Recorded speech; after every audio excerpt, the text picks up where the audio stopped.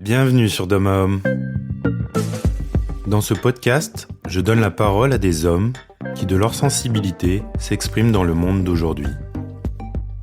Je m'appelle Loïc Gernot et 2 fois par mois, je vous invite à la rencontre de personnalités inspirantes qui nous amènent à porter un nouveau regard sur le masculin.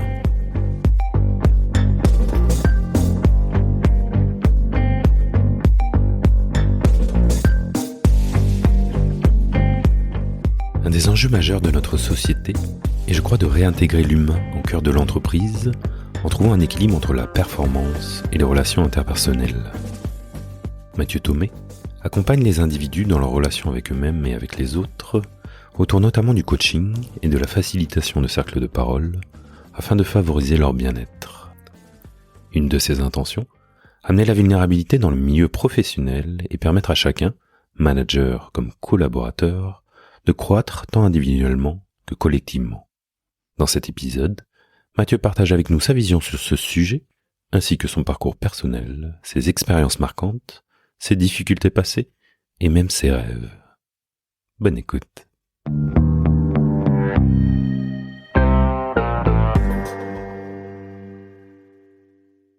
Bonjour Mathieu.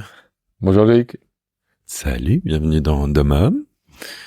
Merci pour ton invitation. C'est un plaisir. Comment vas-tu? Quelle est ta météo du moment? Eh bien, écoute, ça va très bien. Très belle énergie depuis ce matin. J'ai fait ma petite routine du matin, je suis allé faire du sport, je suis revenu, j'ai mis les choses en place pour ma journée. J'ai pas trop d'agitation mentale, je me sens bien dans mon corps, pas d'excès d'émotions qui pourraient me mettre dans des zones soit très confortables, soit inconfortables. Tout est balancé, je trouve, aujourd'hui. Et je suis très content d'être là avec toi pour ce podcast. Chouette. Bon, écoute. Et toi, comment te sens-tu? Ouais, c'est ce que j'allais dire. Je suis dans une même énergie. J'aime bien ce que ça résonne, ce que tu dis. Plutôt bien. Après une nouvelle activité, on va dire salariée pour un temporaire. C'est un jour plus tranquille pour moi. Et ouais, je me suis levé tranquillement, tu vois, avec effectivement mes activités. Et ça m'a mis dans mon corps. Et là, je suis apaisé.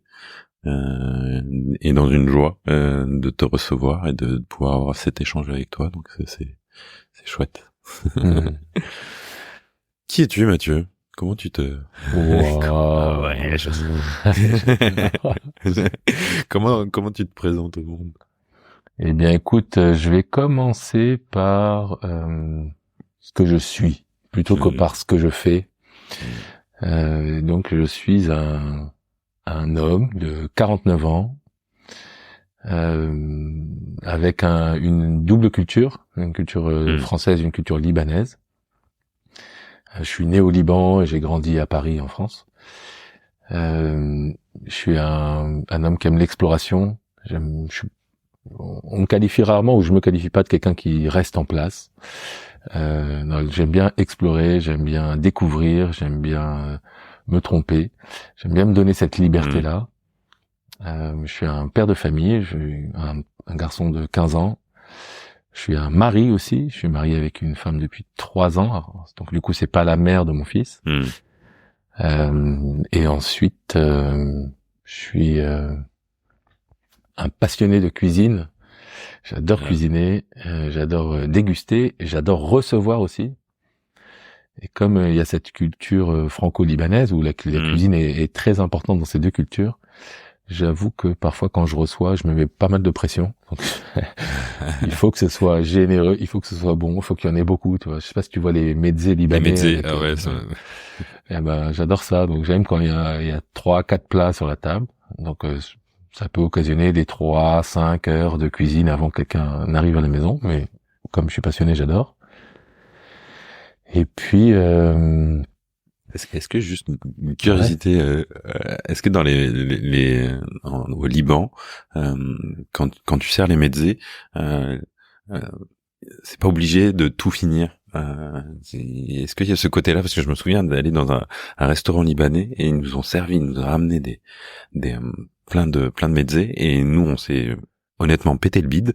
Ils nous ont dit mais attendez, il y a la suite qui arrive. Et en fait, apparemment, il y a cette culture de pas forcément tout finir. Ouais.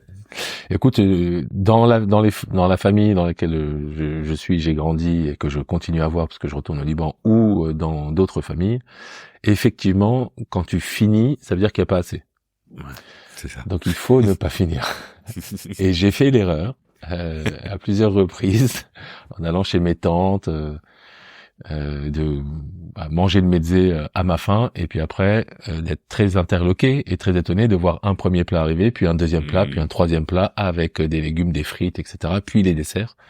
Et donc j'ai fait plusieurs fois l'erreur de manger trop et de me retrouver au lit pendant 1, 2, 3 jours, vraiment avec trop, quoi. Et puis il y a cette culture au Liban de si tu manges pas, en fait, on va te forcer un peu. Enfin, quand t'arrives à la limite, on va un peu t'inciter, pas te forcer, avec parfois un petit chantage affectif très mignon, quoi. Ça peut faire, par exemple, chou, tu n'aimes pas ce que j'ai fait? Pourquoi tu ne manges pas? Alors que t'as déjà mangé pour 5 avant, tu vois. Donc voilà, j'adore ça. Et c'est vrai que chez moi aussi, si tu finis pas ou si, je vais toujours essayer de te resservir. Voilà. Et ça, c'est pour donc ce que je suis. Et ensuite, ce que je fais, écoute, j'ai plusieurs activités qui sont liées à l'accompagnement des personnes. Donc, soit un accompagnement individuel par l'intermédiaire du coaching, soit de l'accompagnement collectif. Donc, je propose des week-ends, des constellations systémiques familiales, des cercles de parole. Soit accompagnement en entreprise aussi, avec des missions de management de transition ou du conseil. Mais toujours avec cette touche en entreprise, en tout cas, de mettre l'humain au cœur, en fait. Voilà. Et puis encore une dernière chose que je peux faire, je suis un psychonaute. Donc psychonaute, c'est celui qui va partir à l'exploration de ses relations, la relation à soi, la relation aux autres, la relation au monde, à travers les états modifiés de conscience. Et les états modifiés de conscience, ou en tout cas ceux que je pratique, c'est soit sans substance, soit avec des substances. Voilà. Alors, pas en France parce que c'est complètement interdit, mais dans d'autres pays où c'est autorisé. C'est réglementé, voire réglementé. On s'entend. Et tu parlais d'entreprise, c'est vrai que j'avais envie et l'humain dans l'entreprise, j'avais envie de t'inviter notamment pour qu'on échange sur cet aspect-là. Toi aujourd'hui, t'as quitté l'entreprise, hein, c'est ça? Tu es entrepreneur. Oui. J'ai été salarié pendant 20 ans. Ouais. Qu'est-ce qui t'a fait quitter l'entreprise? Ce qui m'a fait quitter l'entreprise, c'est quand j'ai découvert en fait l'importance alors ce mot j'ai de plus en plus de mal, mais développement personnel. Maintenant moi j'aime bien dire développement relationnel. Mais en tout cas voilà, quand j'ai découvert en fait comment je pouvais me mettre en relation avec les différentes parties de moi, qui sont la partie mentale, la partie physique. Alors celles-là, c'est celles qui sont assez régulièrement hypertrophiées. Hein. C'est en gros les cols blancs, les cols bleus. Vraiment, je schématise en entreprise en tout cas. Mais aussi quand j'ai découvert l'importance de se mettre en relation avec mes parties émotionnelles, corporelles. Mais corporelles pas dans le sens je suis fort, je suis costaud. C'est vraiment à l'écoute de mon corps.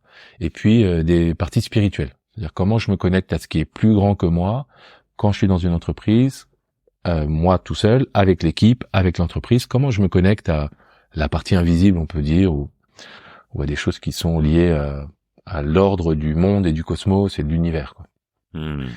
Et donc, quand j'ai découvert combien chez moi ça avait de l'importance et combien ça soignait, ça m'aidait à prendre soin, je l'ai amené en entreprise. Donc, je suis devenu une sorte de manager coach et ça a très très bien fonctionné. Et du coup, j'ai voulu me spécialiser. Et donc, je suis sorti de l'entreprise pour aller me former, pour aller explorer, pour aller découvrir des choses nouvelles pour moi. Et ensuite, j'ai eu à cœur de les proposer en entreprise par l'intermédiaire de prestations, plutôt que d'être vraiment un manager au cœur d'une seule et même entreprise. C'est ce qui était le cas avant? Oui. Ouais. Et t'étais quel type de manager avant, on va dire, justement d'avoir peut-être ces prises de conscience? Alors j'ai travaillé 7 ans chez Accenture. Accenture, c'est un grand cabinet de conseil américain. Et donc là, j'ai appris le management, je dirais, de base, un petit peu, de base pratique, mais avec une sorte d'appétence pour la virilité verticale, pour cette espèce de machisme, ou en tout cas de moi je suis un homme fort, tu fais ce que je te dis, sinon ça va mal se passer. Ok, j'assume. Puis après je suis passé du côté des startups, et là j'étais plutôt dans le commerce, directeur commercial. Là j'ai changé, j'étais plutôt chef de meute, c'est-à-dire vraiment moi j'ai cette image de chef de meute, ouais. J'ai une image de William Wallace dans Braveheart. Je sais pas si tu vois, c'est. Oui. Donc ils sont pas, enfin lui il est pas en bleu, il harangue les foules comme ça, mais il va aussi sur le terrain. C'est-à-dire que c'est le premier à y aller, quoi. À la différence de d'autres qui peuvent rester derrière et puis donner des ordres. Moi j'étais vraiment. Côté leader du coup. Ouais, mais le leader pour moi il est venu après. Ça c'était vraiment chef de meute. Suivez-moi, on est les plus forts, on n'a jamais mal, on n'a jamais froid. S'il y en a un qui met un genou à terre, on va tous l'aider, etc. Et donc ça c'était la deuxième partie de ma phase de management. Et puis ensuite j'ai découvert tous les aspects dont j'ai parlé précédemment. Et là je suis devenu un manager, en toute humilité, plus leader dans le sens comment je peux faire grandir les personnes qui sont dans les équipes dont j'ai la responsabilité, les faire grandir individuellement et les faire grandir collectivement. Et donc là ça m'a beaucoup plu. Ça m'a vraiment beaucoup plu. J'ai eu beaucoup de feedback positif, et en plus d'atteindre les objectifs qui étaient les nôtres, il y avait une sorte de mieux-être, de bien-être chez les collaborateurs. Et donc c'est ça qui m'a convaincu que c'était la bonne voie. Et puis c'est pour ça qu'après j'ai fait les formations, etc., pour pouvoir venir reproposer ça à d'autres managers qui eux-mêmes pouvaient, s'ils avaient envie, appliquer des pratiques et des méthodes que j'avais testées et qui marchaient très bien. Et du coup, tu accompagnes ces managers maintenant, ou en tout cas t'es appelé à les amener. C'est quoi les résistances qu'il y a généralement, ou le... Il y a vraiment plusieurs choses. Il va y avoir. Déjà, je trouve qu'en entreprise, il y a une mauvaise éducation sur le management. C'est-à-dire que la voie royale d'évolution perçue par les personnes, c'est je rentre dans une entreprise et puis ensuite je vais manager, puis je manage une petite équipe, puis une grosse équipe, puis plein d'équipes à l'international. Et ça, c'est pas, je trouve que c'est une erreur en fait. Il y a d'autres façons d'évoluer. Le management, c'est pas une preuve d'évolution, c'est une aptitude. Il y a d'autres façons d'évoluer qui peuvent être avoir encore plus de techniques, qui peuvent être partir à l'international, qui peuvent être, ça dépend des aspirations des uns et des autres. Mais j'avais vraiment à cœur dans les échanges que j'avais avec les personnes avec qui j'étais en entreprise ou avec ces managers que j'accompagne par le coaching, de voir ce qui leur parle vraiment en fait et de sortir des conventions. Ce qui fait que du coup, puisque c'est la voie d'évolution royale dans l'entreprise, on se retrouve avec des managers qui sont pas managers, quoi. Et donc ça c'est pas une forme de résistance, je dirais, mais c'est assez facilement identifiable pour pouvoir ensuite réajuster ce qui a besoin d'être ajusté. Ce que je préfère, moi, c'est les personnes qui sont en passe de devenir manager et qui se posent des questions sur est-ce que c'est ma voie d'évolution à moi ou est-ce qu'il y a d'autres voies d'évolution. Et là, par le jeu des questionnements, on peut arriver à réorienter dans la bonne voie. Je dirais que dans d'autres cas, c'est pour certains hommes que j'accompagne, ça va être la notion de pouvoir qui va être un frein. C'est-à-dire, j'ai du pouvoir sur les gens, donc soit ils font ce que je leur demande, soit ça va mal se passer. Ça va barder, quoi. Donc ça, c'est une forme de management, je dirais, mais qui est peut-être hérité de l'ancien temps, et qu'il est bon d'aller re-questionner, d'aller remodeler. Et puis, bien sûr, il y a le sentiment d'illégitimité. C'est-à-dire, je ne suis pas légitime pour être manager, comme si, en fait, un manager, c'était un omniscient, quelqu'un qui savait tout faire, qui connaissait tout et qui savait répondre à toutes les problématiques. Moi, je suis loin de penser ça, quoi. Je suis vraiment un fervent défenseur de l'intelligence collective et de la vulnérabilité en tant que manager, c'est-à-dire accepter, on a ça à faire, en revanche, je sais pas trop comment le faire. Donc, comment on va faire ensemble, quoi. Et ça, je trouve que c'est extraordinaire. Oui. J'entends du coup que tu as soit des managers qui d'une certaine façon prennent trop de place et d'autres peut-être pas assez, ou en tout cas qui ont du mal à se positionner. Tu disais que tu accompagnes des hommes, tu accompagnes aussi des femmes ou Oui. Ouais. Ah ouais. C'est pas les mêmes freins. Enfin, c'est les mêmes grandes familles de freins, mais après c'est pas les mêmes couleurs. Ça dépend. ça dépend. Et tu parlais de vulnérabilité, comment tu l'amènes ce thème en entreprise, et notamment tu parlais du corps tout à l'heure et du domaine émotionnel. Comment tu amènes sur cet aspect qui peut paraître peut-être dans certains milieux de l'entreprise comme une faiblesse. Oui. Et dans l'entreprise et en dehors, mais en tout cas dans l'entreprise, oui. Il y a deux approches pour moi. Il y a la pédagogie. Donc expliquer ce qu'est la vulnérabilité et expliquer comment elle peut être détectée, ou elle peut être embrassée, ou on peut voilà. Donc c'est souvent avec les quatre domaines dont je parlais. Donc c'est aller voir la partie mentale, la partie physique, la partie émotionnelle. Bon, la partie spirituelle on peut y aller aussi. Ouais. Et donc d'aller voir un petit peu comment ces parties s'équilibrent l'une avec l'autre et quand est-ce que ça peut me causer des torts. Voilà. Et quand ça me cause des torts, déjà l'admettre. Donc ça c'est la partie pédagogique, et ensuite c'est la partie pratique. C'est comment je peux admettre que là j'ai une surcharge mentale qui fait que je me sens pas bien, que j'arrive pas à me reposer, que j'arrive pas à me concentrer suffisamment longtemps, que je suis toujours éparpillé, etc. Donc ça, déjà rien que le fait de le reconnaître, pour moi, ça fait état d'une certaine forme de vulnérabilité. Et ensuite, bien sûr, par le jeu de l'accompagnement, essayer de réorienter ça. Alors ça, sur la partie mentale, ça peut être physique, ça peut être émotionnel, comme j'en ai parlé. Donc ça, c'est la pédagogie, la pratique. Et ensuite, pour les managers, et comme moi j'étais manager, c'est vraiment de donner l'exemple. C'est-à-dire s'autoriser soi-même à être vulnérable et à montrer sa vulnérabilité pour autoriser l'autre à faire la même chose.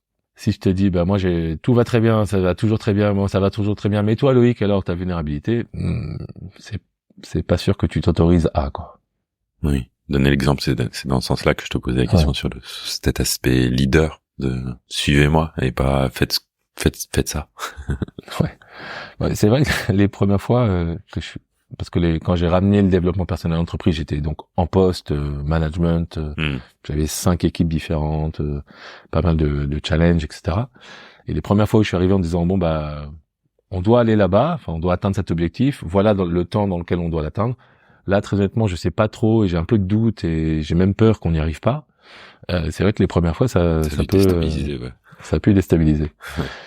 Mais ensuite, par le jeu de l'intelligence collective, comme je veux dire, ou de la réunion d'équipe, ou de comment on peut faire ensemble, c'est quelque chose qui a vraiment changé la donne. Ne pas me montrer comme quelqu'un d'omniscient, ne pas me montrer comme quelqu'un d'insensible ou d'invulnérable, ça a vraiment changé la donne. Et sur l'aspect collaborateur, du coup, c'est vrai qu'au-delà du fait de donner l'exemple, comme tu dis, quels sont les autres éléments sur lesquels se pencher pour amener plus d'humains dans l'entreprise? Est-ce que ou dans le milieu professionnel, est-ce que ça passe seulement par on va dire les leaders, les managers, ou ça passe aussi amener aussi par exemple, je pense à quelque chose, à des collaborateurs à exprimer leurs limites, par exemple, ou Oui, bien sûr. Je suis entièrement d'accord avec toi. En tout cas, moi, ça passait par là, et donc je le faisais de différentes façons.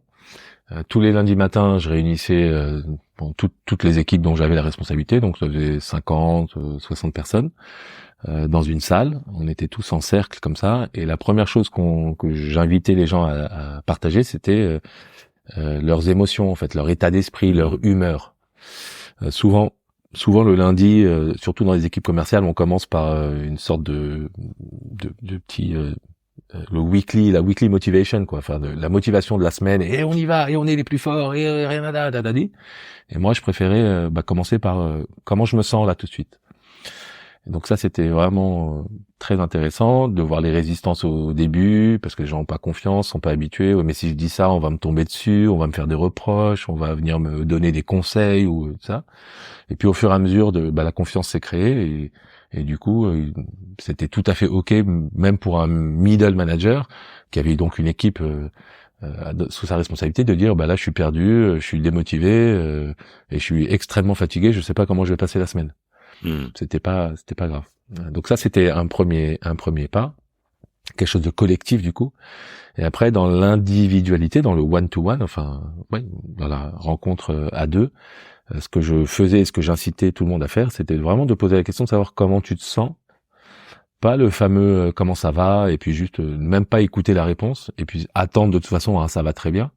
Mais vraiment se poser, prendre le temps de ralentir le flot des pensées, ralentir tout ça, ça permet de ressentir, et puis s'ouvrir au partage authentique entre les deux personnes, sans essayer d'être soit le sauveur, soit le bourreau, voilà, juste être à l'écoute, réceptionner la façon dont la personne se sent, et ensuite potentiellement lui poser la question de est-ce que je peux faire quelque chose pour toi, est-ce que tu as besoin de quelque chose.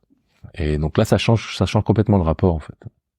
Donc ça c'était deux choses que je faisais vraiment tout le temps. Et puis après il y a des sortes de rencontres d'équipes qui sont dédiées à ça. Alors moi les team building, donc tout ce qui est attrait à la cohésion, j'ai écarté de vraiment le plus loin possible tout ce qui pouvait ressembler à du karting, du paintball ou de l'alcool à volonté dans des villas louées je sais pas où. Ça je trouve que c'est vraiment, c'est très particulier, et je ramenais plus des choses qui sont liées au rapport à soi, rapport à l'autre, rapport à la nature, pour pouvoir justement aller continuer à aller travailler sur l'exploration de ces 4 dimensions dont j'ai parlé, et puis de trouver un équilibre le plus possible pour pouvoir que chacun soit équilibré par rapport à ça, tout en acceptant qu'il y ait des déséquilibres chez les autres et chez moi aussi. Et merci pour ces mots. Et comment on trouve vraiment cette on parlait d'harmonie en off tout à l'heure, comment on trouve cette harmonie entre performance finalement et humain, garder vraiment ces deux aspects, et qu'il n'y en ait pas un qui prenne plus la place que l'autre. Alors, si j'avais la recette qui marchait pour tout le monde dans tous les cas de figure, je serais heureux de pouvoir impacter le monde comme ça. Ouais. Moi, je peux te parler de ce qui s'est passé pour moi, en fait. Vraiment, cette exploration dont je parle des 4 dimensions, c'est quelque chose que je fais souvent. Donc, tu vois, je le fais avec les mains, là, comme ça, l'axe, mais j'ai souvent des papiers où je fais une croix, et puis je marque mental, physique, émotionnel, spirituel, et puis je me pose la question de savoir comment ça va en ce moment sur ces 4 dimensions, sans aucun jugement, sans aucune espèce d'interprétation. Déjà, le fait de se poser la question, ça permet de prendre conscience d'eux, et je peux agir, si je le souhaite, sur des choses dont j'ai conscience. Si j'en ai pas conscience, ça reste derrière moi, et en gros, ça peut me jouer des tours, ça peut me faire des pièges, ou ça peut me faire aller là où j'ai pas envie d'aller. Donc c'est la première chose, c'est être authentique avec soi-même, et puis prendre conscience de là où j'en suis. Et ensuite, en fonction de ça, j'ai des astuces, des techniques, des pratiques que j'ai essayées. Ça fait maintenant 10 ans que je fais ça, donc je sais ce qui moi me convient en fait. Je me suis trompé plusieurs fois, j'ai accepté. Ouais, c'est ça aussi, c'est pratiquer, s'exercer, accepter l'erreur, et puis réorienter. C'est un peu comme si j'avais appris un nouveau langage.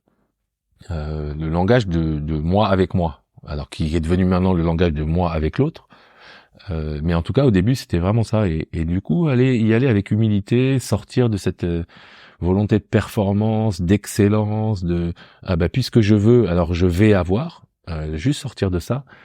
Et si demain je voulais apprendre le russe, j'aurais aucun souci à me dire d'abord je vais faire le vocabulaire de base, je vais travailler la prononciation, puis ensuite je vais essayer de mettre des mots ensemble, alors, je vais apprendre les conjugaisons, puis la grammaire, puis la syntaxe, etc., etc. Ça va me prendre plusieurs années avant de pouvoir parler couramment russe. Et donc tu vois là, quand je te dis ça, toi ça te pose aucun souci, je te vois dire oui avec la tête, et quand j'en parle aux autres, tout le monde me dit oui, c'est comme ça. Mais quand il s'agit de soi à soi, tu vois, on a souvent envie que ça aille vite. Et je suis sorti de ça, moi, et du coup, je suis pas en train de dire que je parle couramment le Mathieu Thomé, mais en tout cas, je commence à détecter de plus en plus facilement là où je suis pas en harmonie, donc en déséquilibre, et qu'est-ce qu'il faut que je fasse pour moi, quelles sont mes recettes à moi pour me remettre en équilibre. Et il m'arrive encore de mettre du temps. Je veux bien croire, c'est un apprentissage. C'est tout à fait nouveau. Enfin, c'est tout à fait nouveau. Donc j'ai 49 ans. Pendant 40 ans, moi, je me suis présenté au monde comme quelqu'un qui était insensible et invulnérable, quoi. J'ai jamais froid, j'ai jamais mal, j'ai jamais peur. Donc, mon corps, il est toujours à fond, quoi qu'il arrive. Donc, c'est une nouvelle façon de se présenter à moi et de me présenter au monde. Donc, et c'est tout à fait ok que ça prenne du temps. Dans ce que tu nous partageais, tu parlais d'erreur. On a ce rapport à l'échec, notamment en France. Comment toi tu l'amènes, parce que j'imagine que en entreprise, on parle toujours de façon de vulnérabilité, quoi. Comment ce rapport à l'échec tu l'apportes, toi, tu l'amènes? Alors moi je disais à toutes mes équipes, trompez-vous le plus souvent possible et le plus vite possible, parce que c'est que comme ça qu'on apprend. Et donc ça libérait complètement cette crainte de je me suis trompé, j'ai fait une erreur. Et au contraire, je célébrais l'erreur. Alors je ne m'arrêtais pas au fait de célébrer l'erreur. Je célébrais l'erreur et je voyais comment la personne pouvait se poser la question de savoir qu'est-ce qu'elle va réajuster la fois d'après. Mais libre à elle de se tromper la fois d'après, évidemment. Parce que s'il suffisait de se tromper une fois pour corriger, ça serait magnifique. Enfin, quand je dis corriger, c'est même pas ça. C'est pour progresser, pour se réadapter, pour équilibrer, comprendre, apprendre. Donc voilà, c'est vraiment, j'ai encouragé le plus possible à l'erreur. Et du coup, je le fais bien sûr pour moi aussi, quoi.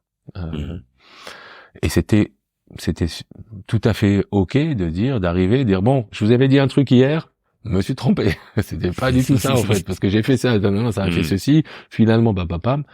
Bon alors le truc c'est de pas tout remettre en question évidemment tous les jours, mais bien sûr tout ça c'est à apprendre avec puisque là on parle spécifiquement d'erreur.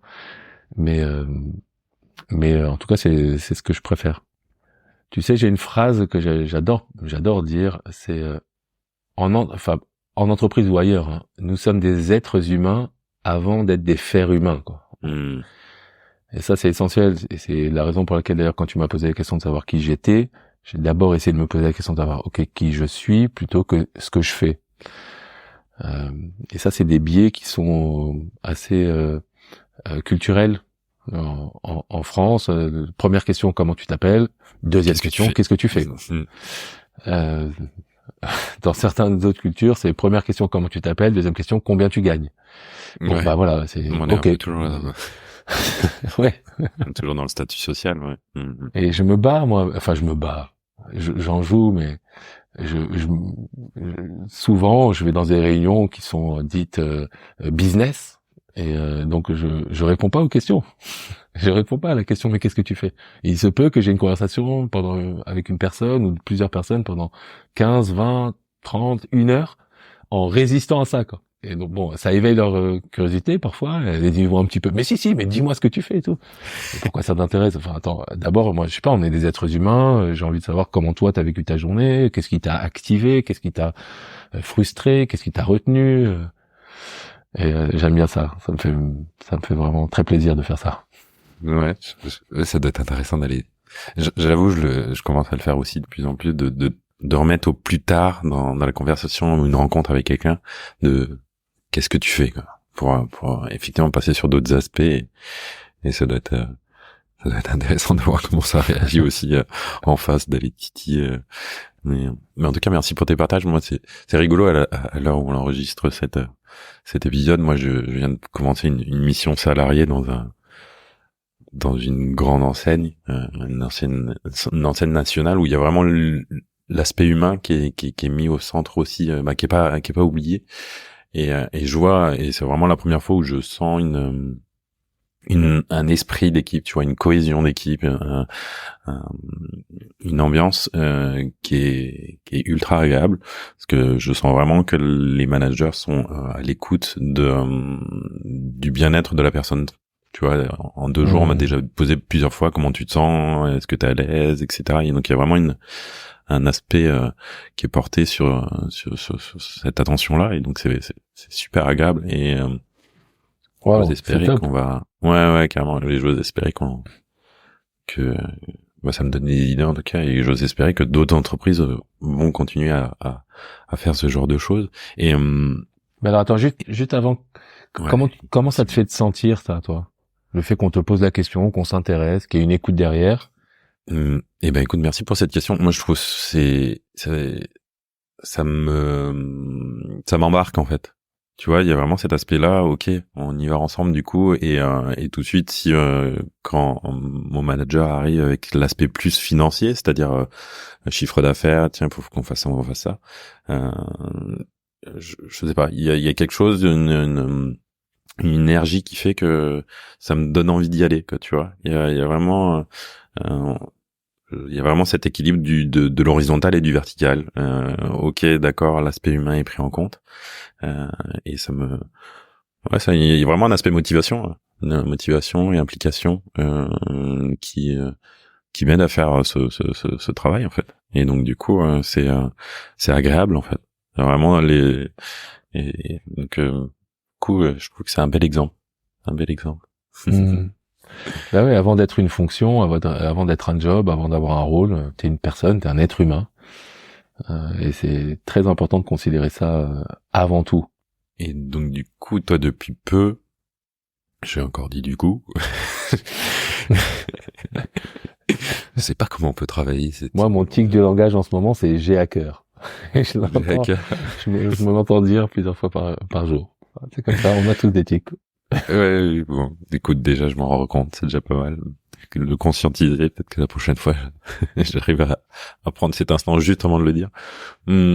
Et en entreprise, toi, en tant qu'entrepreneur plutôt, pardon, on parlait de cercle de parole, et on va y venir. Tu as monté avec Ali, c'est ça? Ouais. Kalima. Qui a une entreprise une activité de formation au cercle de parole. Comment tu l'amènes, toi, les cercles de parole, justement, dans le monde de l'entreprise? Comment tu le vends? Je le vends comme c'est difficile à vendre parce que souvent quand tu vas faire une prestation quand tu proposes une prestation dans une entreprise, on va te parler de retour sur investissement. Du coup, la personne s'attend à ce que tu dises, grâce par l'intermédiaire des cercles de parole, vous allez obtenir ceci, il va se passer cela, les équipes vont se comporter comme cela, et les individus vont découvrir bim bim bim. Or, moi, ma façon de voir le cercle de parole, c'est qu'il faut vraiment lâcher toute espèce d'agenda. Toute espèce de volonté que ça va créer tel type de lien, les gens vont découvrir tel type de choses, etc. Où il va se passer ça dans l'équipe. Donc du coup c'est plutôt en général quand on vient nous proposer de faire des cercles de parole dans une entreprise, c'est qu'il y a un pain point, une situation qui est douloureuse. Et du coup, moi la question que je pose, c'est quel est le risque de ne pas investir. C'est surtout ça, quoi. Ensuite. Donc ça c'est la première chose. Et ensuite on explique très très basiquement clairement plutôt pragmatiquement ce qu'est un cercle de parole. Oui. Un cercle de parole, pour les puristes dont je fais partie, c'est un espace dans lequel chacune des personnes présentes va avoir un temps d'expression avec une parole libre, va être libre de dire ce qu'elle veut, de s'exprimer de la façon dont elle le veut, en étant sûre qu'elle ne sera jamais interrompue par les autres et qu'il n'y aura pas de rebond, de discussion, de partage de conseils derrière.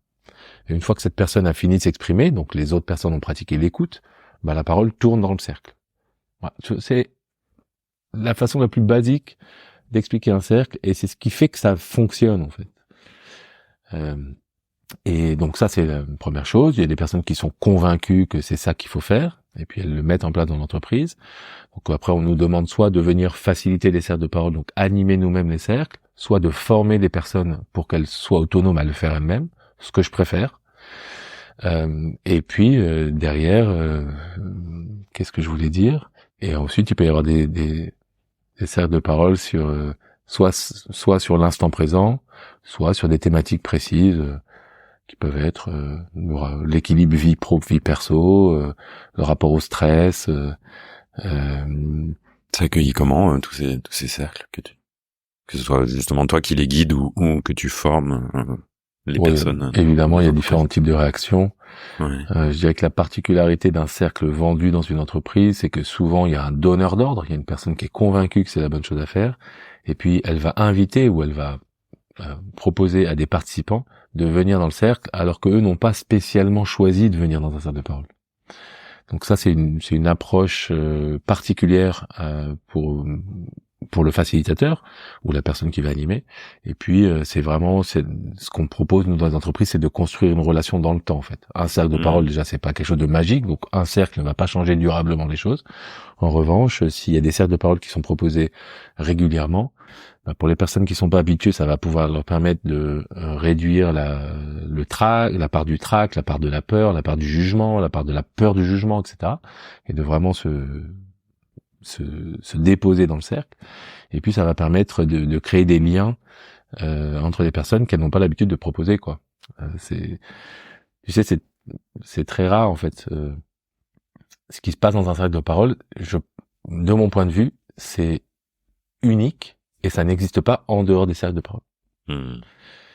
C'est-à-dire que cet espace dans lequel j'ai la même place que les autres, parce qu'il n'y a pas de niveau hiérarchique, il n'y a pas de sachant, il n'y a pas de position haute. Tout le monde est à la même place que les autres. Le facilitateur ou l'animatrice, elle va construire un cadre et être gardienne de ce cadre, mais elle est participante comme les autres, elle prend la parole comme les autres. Et donc on est un espace où on a la même place que les autres, et un espace où on a le même temps d'expression que les autres, parce que nous on propose des cercles avec des temps qui sont les mêmes pour tout le monde. Donc l'égalité spatiale et temporelle, je connais aucun autre endroit où c'est le cas. Souvent on me dit ici dans les débats télévisés entre deux tours, mais bon, c'est voilà. Donc cet espace unique, en fait, il apporte des choses uniques, et c'est très beau. Je confirme. Et ça fait un petit moment aussi que tu animes des cercles de parole d'hommes. Oui. Où en es-tu de cet accompagnement? Qu'est-ce que tu observes, on va dire, aujourd'hui, dans notre monde d'aujourd'hui, à travers ces accompagnements? Moi, j'observe que ça fait un bien fou. C'est les témoignages des hommes qui viennent dans les cercles, qui participent au cercle. Vraiment, les témoignages sont bluffants presque, parce que c'est vraiment très simple, ça de parole. Mais les bienfaits que ça occasionne, les vertus que ça a, c'est extraordinaire. Et j'observe aussi, alors moi je vis à Paris, donc je fais des cercles à Paris, qu'il y a de plus en plus de primo-accédants, je dirais. Donc de plus en plus de personnes, d'hommes qui n'ont pas spécialement fait un chemin, un parcours de développement personnel, ou qui font pas partie de communautés, etc., et qui viennent dans les cercles. Donc je sais que c'est pas c'est pas partagé par tous les hommes qui accompagnent les hommes. Je sais qu'il y a différentes, mais moi en tout cas ce que j'observe c'est ça, quoi. C'est que il y a de plus en plus d'intérêt pour ça. Et j'ai envie de dire tant mieux. Ouais. Après c'est comme dans tous les métiers de l'accompagnement, il en faut pour tout le monde, mais c'est aussi intéressant de voir que ça commence à peut-être pas concerner que des hommes qui sont déjà oui, comme t'as dit, en chemin, et dans une démarche de connaissance de soi. Et tu as été président du MKP, tout à fait, quelques années. Ouais. Et qu'est-ce qui a fait que toi, en tant qu'homme, tu t'es mis en chemin? Un mal-être grandissant, parce que sous le manteau de cet homme invulnérable que j'essayais d'être, que je croyais, parce que je pensais c'est comme ça qu'il fallait faire, et j'étais vraiment conforté par les gens que j'avais choisi de m'entourer, j'avais choisi de m'entourer des personnes qui me confortaient là-dedans, qui me disaient toi c'est incroyable, tu te plains jamais, tu fais ceci, qu'est-ce que t'es fort, qu'est-ce que c'est bon. Ben en fait à l'intérieur il y avait de plus en plus de mal-être, quoi, parce que comme je tenais pas compte de mes émotions, comme je tenais pas compte des messages que mon corps m'envoyait pour me dire oh là c'est trop, là c'est pas assez, là c'est si, comme je m'intéressais pas à ma santé mentale, comme je me posais pas trop de questions sur ma place dans le monde, dans l'univers, ben à un moment ça a commencé à brasser à l'intérieur. Et puis du coup je me suis senti plus ouvert aux propositions que je rejetais avant. Notamment les cercles, notamment la communauté, cette communauté du MKP par exemple. Moi j'ai une de mes sœurs qui connaît le MKP depuis très longtemps, qui m'en parlait, mais je restais pas besoin d'être avec des hommes, moi j'ai mes potes. Donc, c'est très bien, je suis avec des hommes et puis ça se passe très bien, on est tous très forts, on est tous très beaux, on est tous tu vois. Et puis à un moment quand même finalement comme ces messages que je recevais de mes deux sœurs, de ma mère, c'est comme un compte-gouttes comme ça. Ça a commencé donc du coup à faire une petite rivière, puis c'est devenu un grand fleuve. Puis à un moment, bon, je me suis dit, allez, bon, je vais y aller. Ah non, ce qui s'est passé aussi, c'est que cette sœur dont je parlais, qui connaissait très bien le MKP, son ex-mari avait fait le MKP, son conjoint à l'époque actuelle avait fait le MKP et son fils avait fait le MKP. Donc j'en ai parlé avec eux, ils sont restés assez mystérieux et puis ils m'ont dit ouais, c'est top, tu devrais y aller. Et moi j'y suis allé. C'est comme je fais d'habitude, c'est-à-dire moi je me documente pas avant de faire quelque chose. Si 2-3 personnes me disent tiens ça c'est cool et que ça m'appelle, alors j'y vais et je vis l'expérience. Donc je passe pas par le mental ou j'essaie pas de me rassurer en regardant. Donc j'y suis allé. Je suis allé à cette initiation et je me souviens très bien, j'avais un sac sur l'épaule, les Timberland ouvertes. Je dis ouais c'est cool, je vais passer un week-end avec des gars et tout ça. Bon. Et je raconterai pas la suite, mais je me suis fait cueillir et c'est comme ça que je suis rentré et j'ai découvert. Ce que ça m'a permis tout de suite de réaliser en fait, c'est que j'avais des émotions. Moi qui pensais que non, la tristesse, moi j'ai pas accès. La colère, ouais, la colère c'est bien à la boxe ou quand il y a une bagarre. La peur, j'ai jamais peur moi. Enfin, tu vois. Et donc déjà j'ai découvert à 40 ans quand même que mais en fait j'ai des émotions. Et puis c'est pas dangereux de les partager. Parce que quand je partageais ces émotions par exemple, j'étais accueilli alors par des hommes qui symboliquement, en tout cas pour moi, j'étais accueilli par le masculin. Non seulement c'était pas dangereux, parce que personne me rejetait, personne se moquait, personne n'en profitait, mais en plus j'étais aimé pour ça. Ça a été un changement radical dans ma vie. Un changement de paradigme. En plus de plein d'autres choses, mais après, je pourrais en parler pendant des heures, mais... donc j'ai été initié en 2014 et ça fait 9 ans. Et là, je vais fermer la page. T'es le premier à qui je le dis. Okay. Je vais fermer la page là au mois de décembre. Voilà, ça fera 9 ans et puis 2024, je serai plus dans le MKP. Ok. Et ce mal-être que tu as affronté, on va dire une crise. Si c'est ok pour toi, bien sûr. Tu m'as dit que dernièrement t'en as eu une petite, ou en tant qu'une. Comment tu t'accueilles, t'acceptes, tu affrontes, affronter c'est peut-être un peu fort, mais en tout cas comment tu deal with that pour faire un peu en anglais, mais Et oui, alors début octobre 2023, donc il y a 2 mois, j'ai vraiment vécu un effondrement ou une traversée de la nuit noire ou une nuit noire de l'âme, ou je sais pas, on peut l'appeler un nervous breakdown, je sais pas. En fait, le nom c'est pas très grave, mais je me suis vraiment senti très mal. Pour plein de raisons, des raisons endogènes et des raisons exogènes. Et j'avais pas la force de traverser ça, ou je les ai pas suffisamment vus venir, je sais pas exactement. Mais en tout cas, ce que je peux dire, c'est que ça a été vraiment comme un effondrement. Plus rien n'avait de sens, les émotions débordaient sans que je puisse vraiment avoir de contrôle, je dormais très mal, j'avais plus faim, j'avais aucune appétence pour les activités que je fais habituellement et qui me nourrissent. J'ai beaucoup d'enthousiasme pour tout ce que je fais. Donc voilà, plus rien. Et ce que j'ai fait, c'est que je suis revenu à moi en fait. Alors ça, j'aurais pas fait ça il y a quelques années. Donc je suis revenu à moi en toujours avec ces 4 dimensions. C'est-à-dire émotionnellement, qu'est-ce qui se passe déjà avant de vouloir agir? Qu'est-ce qui se passe? J'ai pris une feuille, j'ai tracé, et je me suis dit moi je considère qu'il y a 4 grandes familles d'émotions: la peur, la joie, la colère, la tristesse. Après, il y a plein de nuances, on peut faire ce qu'on veut. Et sur cette feuille, j'ai commencé à noter qu'est-ce qui me met en colère, qu'est-ce qui anime cette colère, qu'est-ce qu'elle me fait ressentir cette colère, qu'est-ce qu'elle me donne envie de faire, etc. Donc vraiment, je suis allé l'explorer en l'accueillant en fait. Puis après, j'ai fait la même chose avec la joie, parce qu'il y a des choses quand même qui me mettaient en joie et qui peuvent être aujourd'hui que je pourrais considérer comme, je comprends pas trop, mais à l'époque, enfin il y a 2 mois, c'était rester à la maison toute la journée dans mon jogging et rien faire. Ok, mais je le note sans aucun jugement, sans rien. Puis même chose pour la peur, même chose pour la tristesse. Donc ça, c'est une chose de pouvoir regarder ça comme une boussole et juste de le regarder. Et ensuite, de voir comment je peux agir avec ça. J'ai même fait la même chose avec mon corps, donc déjà relâcher un peu la tension, la pression de toutes mes activités sportives, de relâcher ça, et puis de regarder mon corps. Est-ce qu'il est fatigué? Est-ce qu'il a envie de bouger? Est-ce qu'il a envie de sortir? Non, il a pas envie de sortir.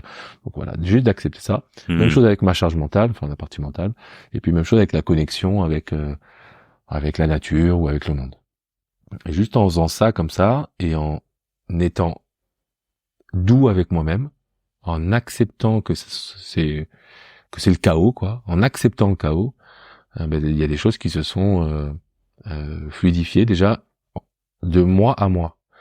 Ensuite, j'ai fait un choix de personnes dont j'avais envie d'être entouré pendant cette période, et je me suis connecté avec ces personnes. Il y en a qui ont répondu présentes, il y en a qui ont répondu absentes ou qui étaient pas disponibles ou qui peut-être traversaient aussi des choses difficiles.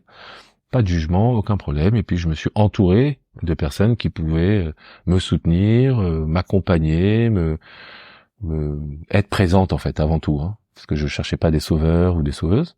Donc ça c'est ce que j'ai fait. Et puis ensuite je me suis appliqué des petites méthodes que j'ai, de petites pratiques. Donc la méditation tous les matins, 20 minutes. Je l'ai vraiment fait. Il y a eu une partie de moi qui avait envie de lâcher, de dire mais non mais ça sert à rien, tatati. Donc sans forcer trop, juste je me suis dit ok, est-ce que tu te sens capable là de faire tes 20 minutes de respiration? Oui, fais-les. Après tu verras. Et donc rester dans l'instant présent. Et puis je faisais cette méditation. Après je jouais de la guitare, je chantais. Ça c'est des choses qui me nourrissent l'âme, moi, de chanter. J'adore chanter. Je dis pas que je chante bien, c'est pas le problème, mais en tout cas c'est tellement, il y a vraiment quelque chose de vibratoire. Et oui, dans la libération de la voix.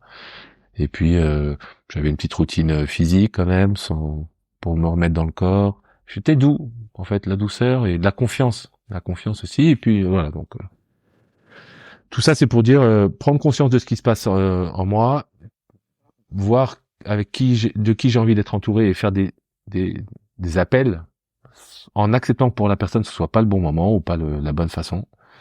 Et puis accepter que ça arrive ces moments-là, quoi. C'est l'acceptation aussi. Ça c'est quand je dis ça, tu vois, c'est marrant parce que c'est la première fois qu'on me pose vraiment cette question, puisque c'était il y a 2 mois et je me rends compte que ça a vraiment changé, quoi. Vraiment quoi changé. Qui a changé mon rapport à ça, en fait.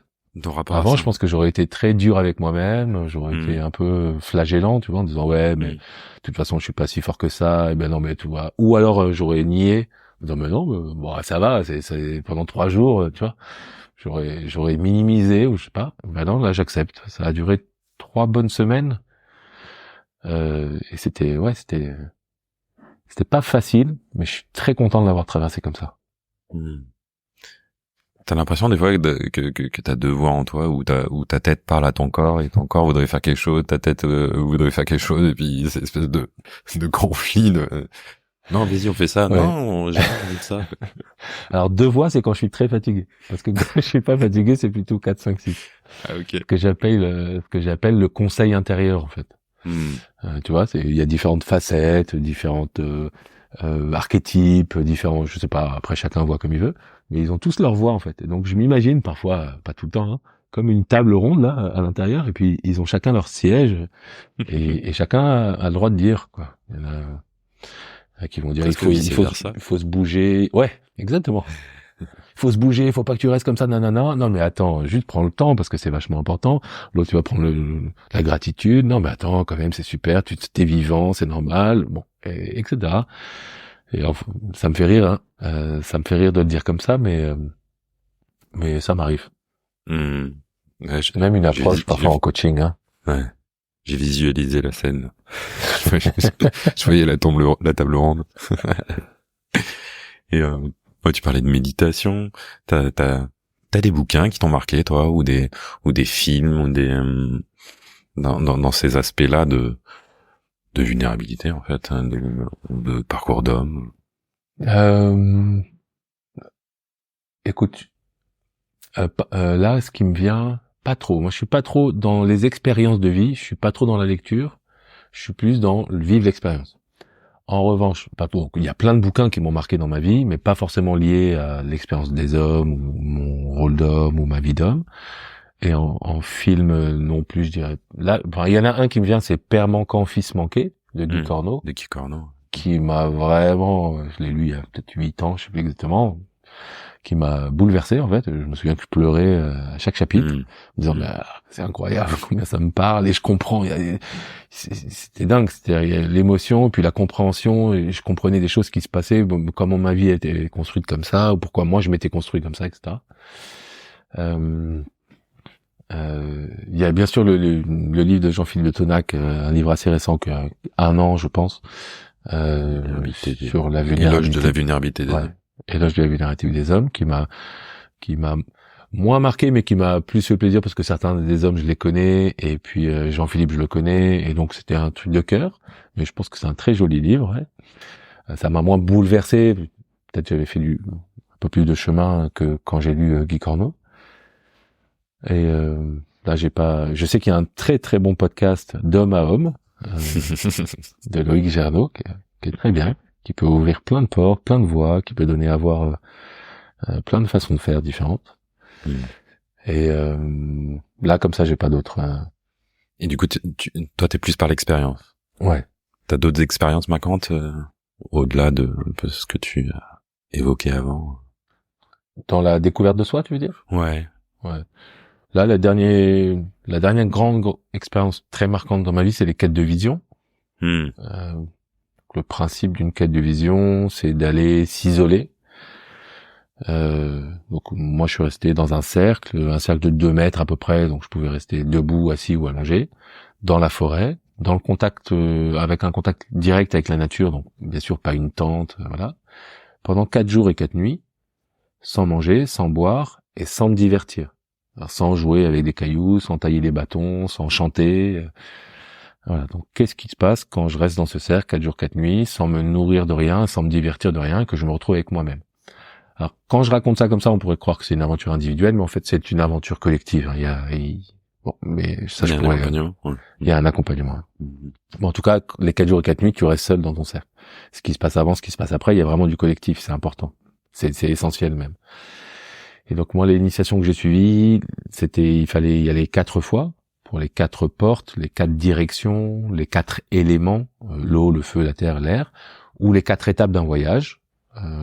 Et donc je l'ai fait. Là, j'ai fini cette année ma 4e quête, et ça a vraiment transformé ma vie aussi, quoi. Vraiment, c'est extraordinaire. Là aussi, je trouve que c'est assez simple. C'est simple quand je le raconte, c'est pas forcément simple à vivre. Mais ça m'a apporté des éclairages, je le redis, extraordinaires. Ça a changé ma vie en fait. Ça change mon rapport, ça change dans les relations, là, les 3 niveaux de relations dont je parle depuis le début, à soi, aux autres, au monde. Ça a changé. Il y a une autre couleur, il y a une autre lumière, il y a une autre compréhension, il y a une autre approche, il y a une autre harmonie. Donc extraordinaire. Et du coup, comment je suis allé à cette quête de vision? C'est un homme, un ami, qui m'a dit j'ai vécu un truc trop fort, vraiment faut que tu viennes. Ok. Et j'y suis allé. Comme le MKP. Et je savais pas, j'ai pas lu avant qu'est-ce que c'est une quête de vision, est-ce que c'est bien de jeûner, de boire, pas boire. Il l'a fait, j'ai vu son visage, j'ai vu sa couleur, j'ai dit mais je veux ça moi. Et j'y suis allé. Et donc c'est comme ça que je fais. Après, il y a d'autres personnes qui ont d'autres besoins, et je comprends tout à fait. Ouais, tu fais un peu comme les films. J'aime bien des fois aller voir un film où je sais quasiment rien et me laisser porter, en fait. Et surprendre, du coup. Ouais. Parfois. Et parfois, de pas être content, quoi. Pas être satisfait. Même, moi, il m'arrive de quitter une salle de cinéma, quoi. Ah ouais. Ah ouais. Moi, ça m'est arrivé une fois. La vie aquatique, Wes Anderson, je m'en souviens très bien. J'ai rien compris. Je suis bon. Et toi, Loïc, est-ce qu'il y a une expérience récente qui t'a beaucoup marqué? Une expérience récente qui m'a beaucoup marqué. Récente. Ça peut être en mois, ça peut être en année, c'est pas. Alors, je parle des récentes, hein. Je réfléchis. Celle parce que j'aimerais. Moi aussi, j'ai fait mon initiation à MKP, donc forcément, c'était marquant. Ça a été marquant. Ouais, ça a été marquant parce que je crois que ça, je l'ai vraiment ressenti comme un rite de passage. Et dans ce côté, en fait, ok, je suis un homme. Voilà, je suis vraiment un adulte homme. C'est-à-dire que ce qui s'est passé pour moi, il y a pas eu un grand éclairage, un grand bouleversement, si tu veux. Waouh, en fait c'est ça, comme toi tu l'as décrit par exemple pour toi. Mais par contre, j'ai senti un espèce de step, vraiment de ok. Ça m'a permis de me sentir adulte homme, vraiment, et j'insiste sur les deux. Ouais. Et donc voilà, si je devais partager quelque chose qui me vient là, et sinon la danse, parce que la danse, le rapport au mouvement, le corps, ça c'est quelque chose je trouve pour moi incroyable. Si J'ai pas vraiment testé ça encore. Je suis allé une fois à une danse de 5 rythmes. Écoute, peut-être qu'un jour je t'accompagnerai en ecstatic dance. Avec plaisir. Ah ouais, bah voilà. Quand je vois ton sourire là, tout de suite, je me dis ok. Mais je vais pas lire sur l'ecstatic dance, je vais venir le lire avec toi. Lis pas. Ça, oui. Moi, j'ai venir à Paris, j'ai une amie qu'on anime, qu'on peut faire ça. Ouais, super. Et c'est quoi tes rêves, Mathieu?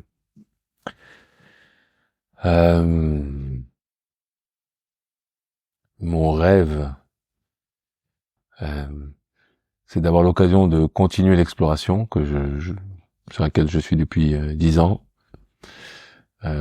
et d'inspirer, de guider, d'accompagner ceux et celles qui en ont envie, et qui se sentent en confiance avec moi, d'avoir de l'impact en fait, l'impact sur ma vie, l'impact sur la vie des gens, l'impact sur le monde, à mon humble niveau. Et ça c'est, tu vois, juste le fait de le dire, je me rends compte à quel point ça change tout. Avant, je pensais être Superman, j'allais sauver le monde. Aujourd'hui, je veux rien sauver du tout, je veux juste être sur cette voie de l'harmonie, de l'amour, en fait. L'amour pour moi, c'est la clé, en fait. L'amour inconditionnel, hein. L'amour de ce que je suis, l'amour de ce que je ne suis pas, l'amour de ce que j'ai, l'amour de ce que je n'ai pas, l'amour de ce que j'aime chez moi, l'amour de ce que je n'aime pas chez moi. Et c'est pas le statu quo, hein. C'est pas juste dire moi je suis comme ça. C'est pas ça, c'est quelque chose de l'accueil inconditionnel, quoi. Voilà, c'est un rêve, c'est ça mon rêve. C'est pas de posséder, c'est pas rien à voir avec tout ça. Et si je reviens sur la thématique du professionnel, de l'entreprise, dans cet aspect-là, ça passerait par quoi? Alors j'ai un rêve, effectivement. Créer l'école de la relation.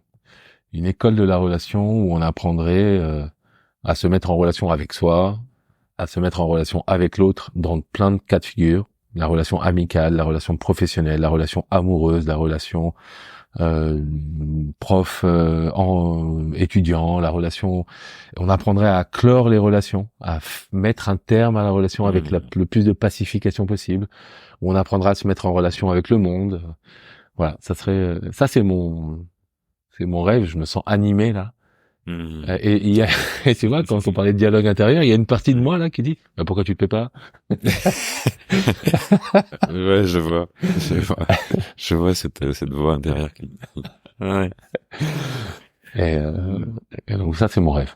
Ça se sent, et merci de c'est pour moi, mais merci de m'offrir ce large sourire qui traduit ce rêve. Et tiens, Loïc, oui. Et toi, ton rêve? Ah, mon rêve. Un de mes rêves, il est un peu similaire, ou en tout cas, il est aussi lié à la relation, mais avoir un lieu plus ou moins grand où chacun vienne apporter sa spécialité, qui il est lui, et comment il accompagne.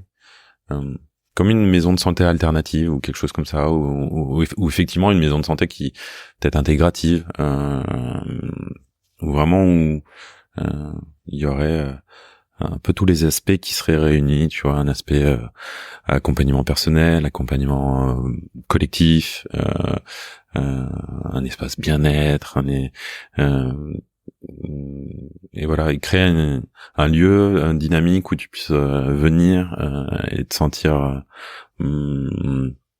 bien, vraiment dans l'espèce de cocon, et où tu puisses autant prendre soin de toi comme des autres, voilà, et développer, pour rebondir sur ce que t'as dit, la relation à soi et la relation aux autres.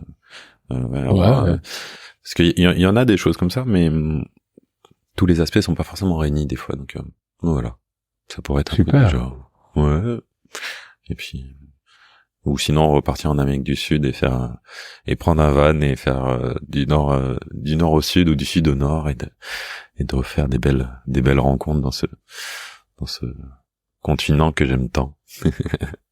et ce que tu as dit tout à l'heure, ça me fait rebondir sur quelque chose, parce que je te suis sur les réseaux et tu parles souvent de ChatGPT, et j'avais envie d'avoir ton point de vue, parce que l'intelligence artificielle, moi je trouve ça à la fois flippant et à la fois renversant, ce que ça peut faire. Est-ce que l'intelligence artificielle, ça va pas nous aider à nous enlever un peu tout ce que, on va dire, à baisser la valeur du faire et de l'avoir, pour repasser à quelque chose de plus humain et revenir justement à l'être, et à redévelopper peut-être plus d'accompagnement autour de, comme par exemple un accompagnement à la préparation à la retraite. Tu vois, je pense que des choses comme ça serait super intéressant. Qu'est-ce que tu en penses, toi? Est-ce que ça peut amener un peu à moins de faire pour plus d'être? Je sais pas si c'est ce que j'en pense, mais c'est ce que je souhaite. Donc c'est une croyance. Je pense qu'aujourd'hui personne ne sait exactement où ça va amener, où ça va aller tout ça. En tout cas, moi c'est ce que je pense. Et ce que je pense surtout, c'est que j'ai pas envie d'en avoir peur. Du coup, j'en parle sur les réseaux, j'en parle modérément, je dirais. Juste, je me suis dit, tiens, est-ce que ChatGPT peut aider les facilitateurs de cercle de parole à faire un petit temps de méditation, de centrage, de connexion à ses émotions et ses ressentis. Parce que certains des facilitateurs qu'on forme nous disent, ah ben moi je sais pas trop faire ça. Et je me suis dit, tiens, comme ChatGPT maintenant ça fait 1 an que c'est sorti, je me suis dit, est-ce que ça pourrait pas être une occasion de... Et j'ai pas eu envie d'en avoir peur. Ensuite, qu'est-ce qui va se passer, si tu veux, le transhumanisme, tout ça, c'est quelque chose qui vient me chercher, moi, dont j'ai peur, par exemple. Mais j'ai pas aujourd'hui envie de boycotter tous ces outils qui font partie de notre quotidien et qui vont pas du tout s'arrêter de faire partie de notre quotidien. C'est-à-dire que l'intelligence artificielle, ça va être partout. Même sur cet outil qu'on utilise là pour enregistrer ce podcast, il va y avoir dans quelques mois de l'intelligence artificielle. Donc partout. Donc j'ai pas du tout envie d'en avoir peur. J'ai envie de voir ce que c'est. Et très honnêtement, j'ai assez utilisé ChatGPT. J'ai beaucoup utilisé. Et j'en suis revenu, quoi. Je trouve, aujourd'hui, attention, aujourd'hui, je trouve pas que ce soit quelque chose de game changer. Mais en revanche, je veux pas passer à côté d'eux.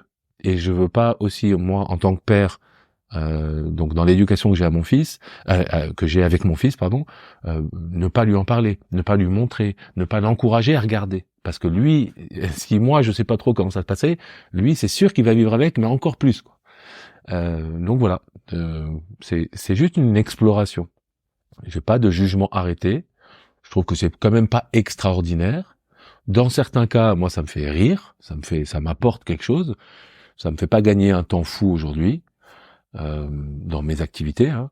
Et je pense effectivement que il y a une possibilité que ça réduise le temps que certains humains vont passer à faire des tâches rébarbatives, et pour leur laisser du temps à se poser des questions sur tiens, comment je me mets en relation, hop, école de la relation. Parce que je vois pas aujourd'hui ChatGPT m'emmener dans la forêt pour vivre une quête de vision pendant 4 jours 4 nuits. Je vois pas ChatGPT animer des cercles de parole. Je vois pas ChatGPT faire du coaching. Et j'ai essayé pourtant, hein. J'ai vraiment creusé. Hein. Ouais, j'ai essayé de me faire coacher par ChatGPT pour voir. Ça me rassure. C'est du bas de gamme de chez bas de gamme, quoi. Donc en tout cas voilà, c'est comme tout, c'est un outil, un marteau, tu peux construire une maison, tu peux détruire une maison, tu peux t'en servir comme cale-porte ou pour caler ta voiture. C'est un outil, ça dépend ce que tu veux en faire. Merci. Et tu parlais de ton fils. Est-ce que tu nous partages et ce que tu as vécu depuis quelques années, comment ça est-ce que ça a changé ta position de père ou en tout cas ta relation à ton fils? Alors je sais pas si ça l'a changé, parce que quand j'ai commencé vraiment toutes ces voies d'exploration, il avait 4 ans, donc c'était vraiment un bébé. Donc en tout cas maintenant il a 15 ans, donc je l'accompagne dans sa vie de enfant, jeune adulte, adolescent pardon, jeune adulte, bon pas du tout adulte, mais bref, je l'accompagne. Donc je dirais en tout cas par rapport à l'éducation que j'ai reçue, il y a quelque chose qui a changé effectivement. Il y a beaucoup plus de place donnée aux émotions, beaucoup plus de place donnée à la vulnérabilité, beaucoup plus de place donnée à sa possibilité d'identifier ses rêves et de mettre en place des choses qui peuvent le faire aller vers ses rêves, beaucoup plus de place donnée à l'erreur, la possibilité de se tromper,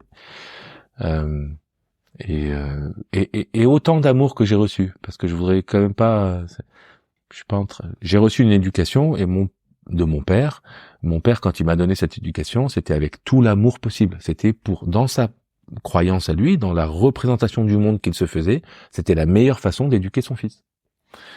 Et moi, je donne la meilleure façon que je pense être d'éduquer un enfant, un fils, à mon fils. Mais il est tout à fait possible que lui, en grandissant, il se dise, il y avait trop de place donnée à la vulnérabilité, trop de place donnée on verra. En tout cas, je fais du mieux que je peux et je sais que j'ai reçu de mon père du mieux, enfin ce qu'il pouvait donner de mieux, quoi. Donc voilà, je dirais que c'est ça qui a changé. Et peut-être que ce qui va être, ce que je vais lui proposer de vivre, c'est effectivement, t'en parlais tout à l'heure, une sorte de rite de passage. Ça a disparu de nos sociétés occidentales, et je pense que c'est important de pouvoir le reproposer, quoi. Parce qu'il y a différentes phases dans la vie, hein, il n'y a pas que adolescent, adulte, et ces différentes phases, elles peuvent être traversées, c'est-à-dire qu'il y en a une, on va clôturer une phase et ouvrir une autre phase à travers des rites de passage, un passage d'une phase à l'autre. Alors évidemment, je l'emmènerai pas se faire piquer par des fourmis rouges dans un trou en Amazonie, parce que ça c'était les rites de passage dans certaines traditions. Dans certaines, ouais. Mais en tout cas, c'est sûr qu'il y aura un rite de passage. Peut-être ce sera une nuit dans la forêt, ou peut-être ce sera, je sais pas, on verra. Mais en tout cas, c'est sûr. Merci pour ces mots et ces partages. On arrive à la fin. Si tu avais un dernier mot, qu'est-ce que tu aimerais ajouter? Un dernier mot. Ou pour moi, pour toi, mais en tout cas, pour toi, ce qui fait sens là, ici et maintenant, pour toi, qui te vient. Ce qui me vient, c'est j'ai encore un peu j'essaie de penser aux auditeurs, et j'ai encore un peu de mal parfois à écouter mon corps. Et je sais, aujourd'hui, je sais que mon corps me parle tout le temps. C'est-à-dire que c'est continu, et que mon corps est toujours dans l'instant présent. Il n'est jamais dans le passé, il n'est jamais dans le futur. Et je pense encore que s'il n'y a pas de mots, alors il me parle pas. Et donc j'ai envie de m'inviter, et j'ai envie d'inviter tous ceux qui écoutent ce podcast à prendre le temps d'apprendre à écouter son corps. Ça peut vraiment aider, ça peut vraiment empêcher ou prévenir de choses qui sont compliquées à vivre après, quoi. Voilà. Ça résonne. Mais c'est dur quand on a été éduqué à pas écouter notre corps, à apprendre, j'ai envie de dire tout simplement, à l'écouter. Et ça me parle ce que tu dis. Est-ce que toi t'aurais un dernier mot, Loïc? Non, je pourrais juste rebondir là-dessus. Tu vois, moi, je suis toujours fasciné comment les femmes ont cet accès aussi facile et rapide justement à leur corps. La majorité, hein, je suis toujours fasciné de cet accès au monde intérieur, à l'émotion et de comment elles le partagent. Et là où moi, effectivement, de temps en temps, j'ai du mal à m'écouter. Donc c'est un apprentissage, mais c'est aussi parler beaucoup d'exploration en intro de cette interview. Ça, je suis un explorateur aussi de ce monde intérieur. C'est à la fois frustrant des fois et à la fois waouh. Donc c'est une belle aventure. Je suis d'accord avec toi. Bon, merci Mathieu pour ce temps entre deux grands chevelus. et ce partage sur toi et sur ce que tu es, sur ta vision du monde. Et ben écoute, moi je te dis une belle journée à toi. Merci Loïc. Merci pour ton invitation. Merci pour ce moment passé ensemble, un moment très agréable. Et longue vie à ton podcast, longue vie à tes projets. Et j'espère qu'on se reverra très bientôt pour la danse, l'Ecstatic Dance. Ouais, en physique, carrément. Avec grand plaisir. Et oui, merci à toi aussi pour ce beau moment. C'était fort agréable. Et merci pour tes mots. Et puis je te dis à très bientôt alors. À bientôt. Salut Mathieu. Bye Luc.